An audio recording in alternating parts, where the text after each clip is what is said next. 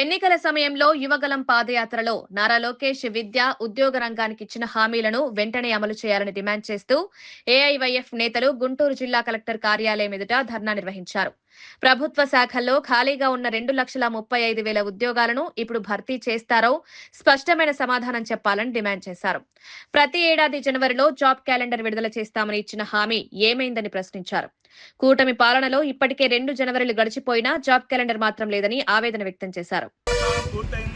మరో 3 సంవత్సరాల కాలం మాత్రమే నీకు కాలం అవుతుంది.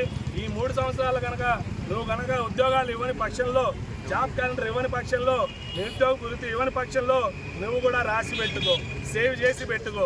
నీ కూటమి కూసాల్ని కదిలించే బాధ్యత ఈ యొక్క అఖిల భారత యువ సమాఖ్యగా నిరుద్యోగుల పక్షానగా మేము తీసుకుంటామని ఈ సందర్భంగా హెచ్చరిస్తా ఉన్నాము. మరోవైపు ఈ రాష్ట్రంలో యువకులు ఉద్యోగాలు అడుగుతూ ఉంటే లడ్డు మీద పోరాటం చేస్తూ ఉన్నారు. లడ్డూలో నిజంగానే కల్తీ జరిగితే వాళ్ళు శిక్షించాల్సిందే. ఫ్లెక్సీ రాజకీయాలు చేస్తూ ఉన్నారు. మేము చెప్తా ఉన్నాము, మీరు వేయాల్సిన ఫ్లెక్సీలు ఈ రాష్ట్రంలో 2,35,000 ప్రభుత్వ ఉద్యోగాలు ఖాళీగా ఉన్నాయి. ఈ రాష్ట్రంలో 3,000 రూపాయలు నిరుద్యోగ వృత్తి ఇస్తానన్నారు, అది ఇవ్వలేదు. ఈ రాష్ట్రంలో ప్రతి మహిళకు నీకు 15,000 ఇస్తానన్నారు, అది ఇవ్వలేదు. ఈ రాష్ట్రంలో 30,000 మహిళలు తప్పిపోయారు, ఆ 30,000 మహిళల్లో ముగ్గురు తీసుకురాలేదు. ఇలాంటివి మీరు ఫ్లెక్సీలు వేయండి, మేము తప్పు చేశామని ఇలాంటి ఫ్లెక్సీలు వేయండి, లేదా మేమే ఆ ఫ్లెక్సీలు వేస్తాము. కాబట్టి కూటమి ప్రభుత్వానికి చెప్తా ఉన్నాము, మీరు వెంటనే జాబ్ క్యాలెండర్ మీద రేపు జరగబోయే అసెంబ్లీ సమావేశాల్లో చర్చించాలి. నిరుద్యోగ వృత్తి 3,000 రూపాయలు ఇవ్వాలి. అదేవిధంగా నా వాలంటీర్లకి 5,000 కాదు, ఉగాది నాడు తీపి కబురు 10,000 అని చెప్పారు చంద్రబాబు గారు. మీ తీపి కబురు ఏమైంది? మీ బాబుకు వచ్చింది ఉద్యోగం తీపి కబురు, నారా లోకేష్ గారికి ఉద్యోగం వచ్చింది. మరోవైపు చెప్తా ఉన్నారు పవన్ కళ్యాణ్ గారు, మాది కుటుంబ పార్టీనే కాదని చెప్తా ఉన్నారు. నీ కుటుంబ పార్టీ కాకపోయినా సరే పక్క రాష్ట్రంలో నివసిస్తున్న నాగబాబు గారికి ఎమ్మెల్యే పదవితో ఉద్యోగం ఇచ్చుకున్నారు, మీ కార్పొరేషన్ చైర్మన్ల పదవులతో ఉద్యోగం ఇచ్చుకున్నారు. మేము చెప్తా ఉన్నాము, కాబట్టి నిరుద్యోగ యువతకు ఉద్యోగాలు భర్తీ చేయాల్సిందే. లేని పక్షంలో ఈ కూటమికి భవిష్యత్తులో మరిన్ని పోరాటాలు చేయవలసి వచ్చిందని ఈ సందర్భంగా హెచ్చరిస్తా ఉన్నాము. కూటమి ప్రభుత్వం అధికారం రాకముందు బాబు రాగాలే ఈ ఆంధ్ర రాష్ట్రంలో యువత మొత్తానికి కూడా జాబ్ వచ్చిందని చెప్పారు. నిజమే, జాబ్ వచ్చింది. ఎవరికి వచ్చింది?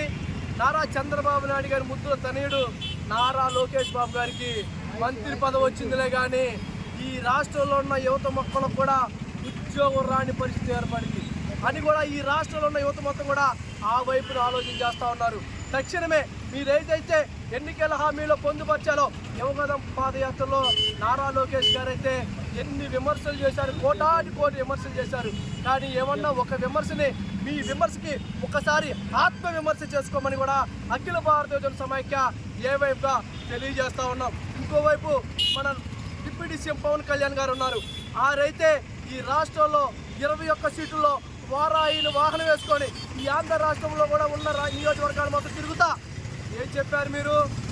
కూటమి ప్రభుత్వం వస్తుంది, మంచి ప్రభుత్వం, ఈ రాష్ట్రంలో ఉన్న యువకులు మొత్తం కూడా ఆవేదన పడుతూ ఉన్నారు. మన కూటమి ప్రభుత్వ రంగంలో మీ అందరికీ ఉద్యోగాలు ఇస్తాం, ఉద్యోగం ఇవ్వలేని ప్రతి ఒక్కరికి కూడా 3,000 రూపాయల చొప్పున నిరుద్యోగ భృతి ఇస్తామని అధికారంలోకి వచ్చారు. అధికారంలోకి వచ్చాక పవన్ కళ్యాణ్ గారు కూడా పదవి ఇచ్చాడు రాష్ట్రంలో ఉన్న ఎవరికి?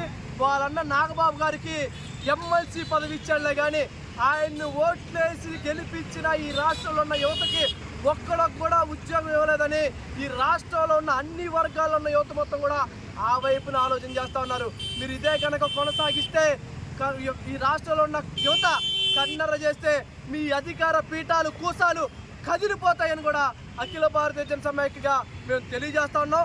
భవిష్యత్తులో రేపు జరగబోయే 11వ తారీఖు అసెంబ్లీ సమావేశాల్లో కనుక యువతకు సంబంధించి జాబ్ క్యాలెండర్ గురించి కానీ, అదేవిధంగా నిరుద్యోగ వృత్తి కానీ 2,35,000 ఉద్యోగాలు భర్తీ చేస్తామని అధికారంలోకి వచ్చారు. కాబట్టి అన్ని కనుక భర్తీ కనుక చేయకపోతే అసెంబ్లీని కూడా దిగ్బంధనం చేయడంలో కూడా అఖిల భారతీయ జన సమాఖ్య ఈ జిల్లాలో ఉన్న యువతను మొత్తాన్ని కూడా కదిలించి మీ అసెంబ్లీ లోపలికి వచ్చిన ఎవరైతే ఓటు హక్కు కలిగిన విద్యార్థులకి, అలానే నిరుద్యోగ యువతలోకి రాగానే ఏదైతే పెండింగ్ ఫీజు రియంబర్స్మెంట్, అలానే స్కాలర్షిప్లు విడుదల చేస్తామని చెప్పి మోసం చేశారు. విడుదల చేసి తక్షణమే హామీలు, మోసపూరిత హామీలు అని చెప్పి నిరుద్యోగ